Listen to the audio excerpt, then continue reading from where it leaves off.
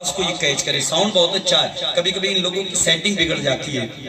دعا کریں کہ سیٹنگ راہ پہ رہے. اب دھیرے دھیرے وہی آئے گی. ولیوں کی، غلمان کی، جنات کی، انسان کی، سبحان اللہ. سب کی مشکل حیدر کرار نے آسان کی. آ گئے ختم رسول کی گود میں مولا علی. گفتگو ہونے لگی قرآن سے قرآن کی. گفتگو ہونے لگی قرآن سے قرآن کی. گفتگو ہونے لگی قرآن سے قرآن کی. بہت اچھا پڑھا جناب سہیل اختر مراد آبادی نے، اور کہیں زیادہ اچھا آپ حضرات نے سماعت بھی کیا ہے.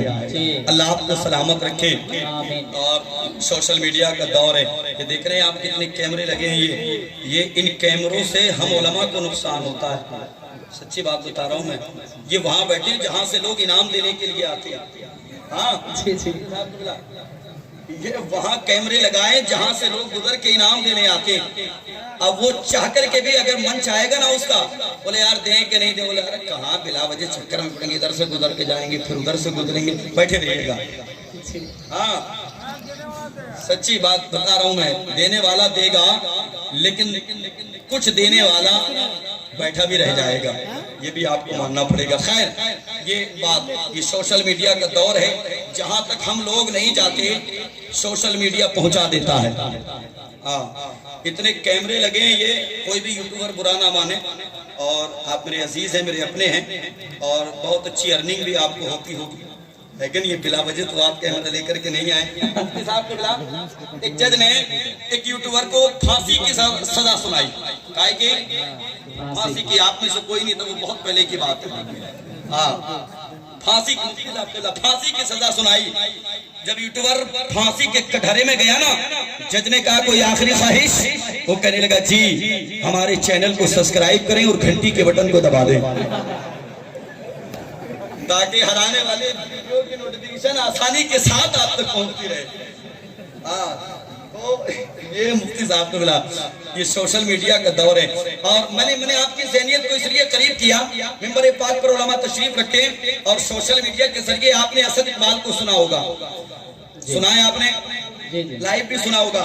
علاقہ یہ آپ کا کلکتہ بنگال سے بہت زیادہ دور نہیں ہے. میں رامپور سے چل کر کے آیا ہوں. جہاں جہاں جا رہا ہوں میں اس کی وضاحت کر رہا ہوں.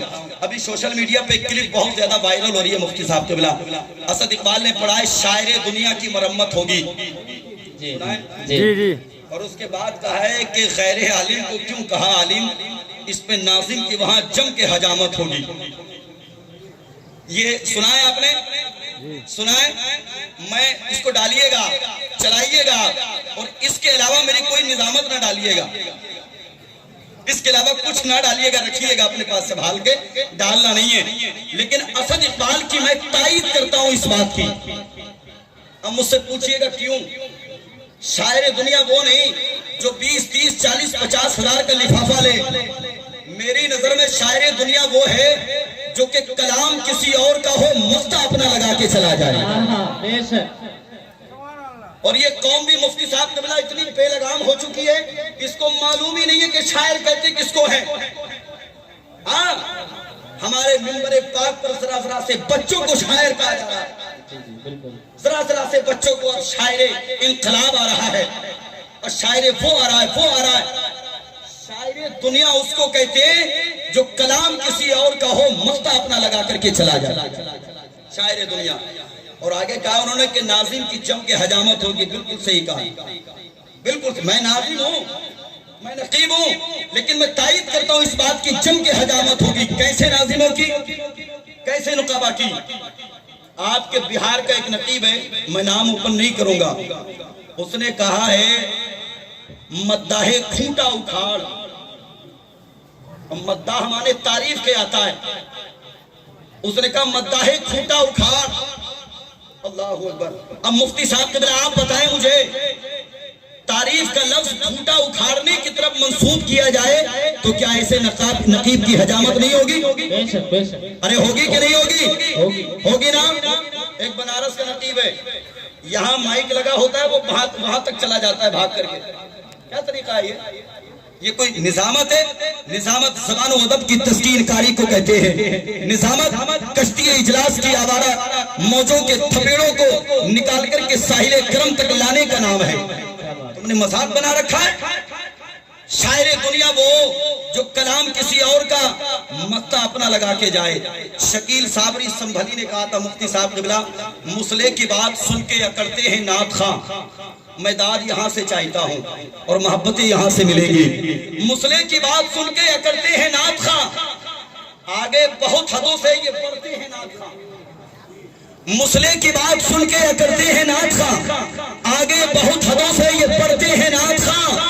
محشر میں اپنے رب کو دکھائیں گے کیسے منہ, نعتیں چرا چرا کے جو پڑھتے ہیں نعت خواں. واہ سبحان اللہ, بے شک. محشر میں اپنے رب کو دکھائیں گے کیسے منہ, نعتیں چرا چرا کے جو پڑھتے ہیں نعت خواں. اور جب ان لوگوں نے حق درمی کا مظاہرہ کیا نا, آپ کی طرف سے حاجی صاحب کے شہزادے صاحب ماشاءاللہ آپ کو خیال آ گیا, ورنہ ہمیں تو خالی پسینہ ہی آ رہا ہے.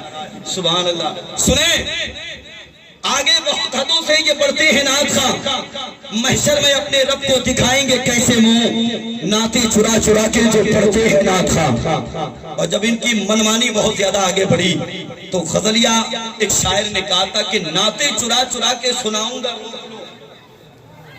توجہ ہے, نعتیں چرا چرا کے سناؤں گا روک لو, اب بن بلائے جلسوں میں آؤں گا روک لو. نعتیں چرا چرا کے سناؤں گا روک لو, اب بن بلائے جلسوں میں آؤں گا روک لو.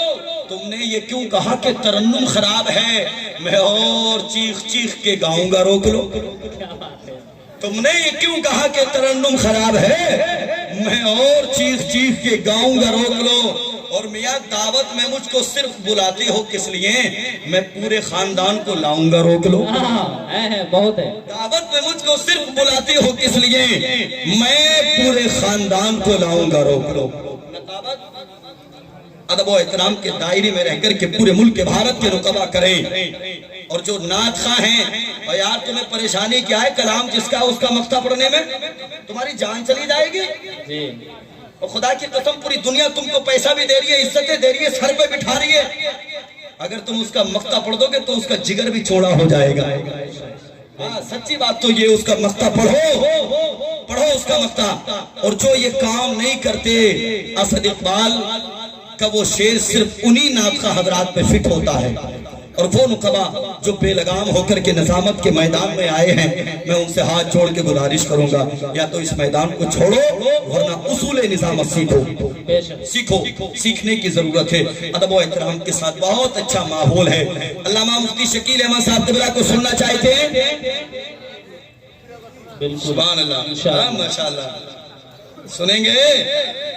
میں ادب و احترام کے ساتھ ہندوستان کے اس معتمد عالم دین کی بارگاہ میں عریض خطابت پیش کر رہا ہوں. شہرت نے جس کے قدموں کو چوما ہے, عزت اور مقبولیت جس کے ہونٹوں پہ گلاب کی طرح کھلتی ہوئی نظر آتی ہے.